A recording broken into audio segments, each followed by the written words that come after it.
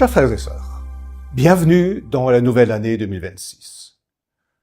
Je vous souhaite de tout cœur de vérifier cette année encore, et peut-être encore plus intensément, la proximité et l'aide de Dieu, personnellement, au sein de votre famille et de votre communauté.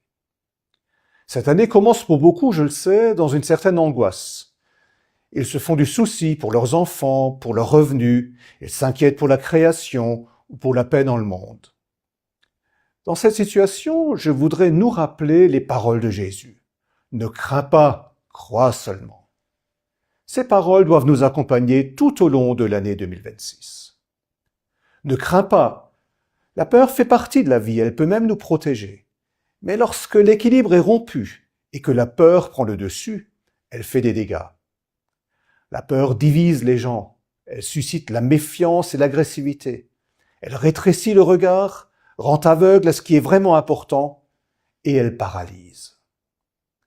Ne crains pas, crois seulement. Cela ne veut pas dire que nous devons ignorer nos peurs, mais cela signifie ne te focalise pas sur ce qui te fait peur, tourne ton regard vers Jésus. Fais-lui confiance. Il est beaucoup plus grand que tu ne peux l'imaginer. Concentrons-nous sur la puissance de la foi. Une foi vivante nous aide à rester fermes dans l'amour pour Dieu et pour le prochain, même dans les moments difficiles. Notre foi personnelle a été façonnée par nos expériences, nos modèles et la tradition de l'Église. Mais au centre se trouve l'Évangile de Jésus-Christ. Et c'est la foi en l'Évangile qui sauve. C'est elle qui nous conduit dans la communion éternelle avec Dieu.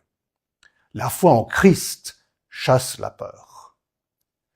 Croire seulement, croire, c'est faire confiance à l'amour de Dieu. C'est être convaincu qu'il est lui-même à l'œuvre pour nous délivrer définitivement. Celui qui expérimente cet amour ne peut faire autrement que d'aimer en retour.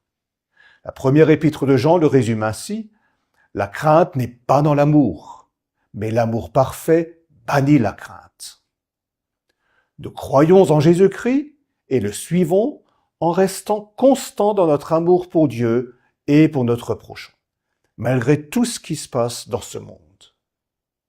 Croire seulement, c'est aussi une exhortation à nous concentrer sur les fondements de la foi néo-apostolique.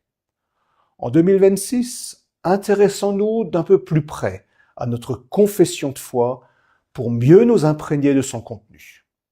Une foi forte nous aidera à surmonter nos peurs et à faire face aux défis de l'avenir avec calme et sérénité. Chers frères et sœurs, je vous souhaite à tous une année 2026 pleine de foi et de force dans la foi. Ne crains pas, crois seulement.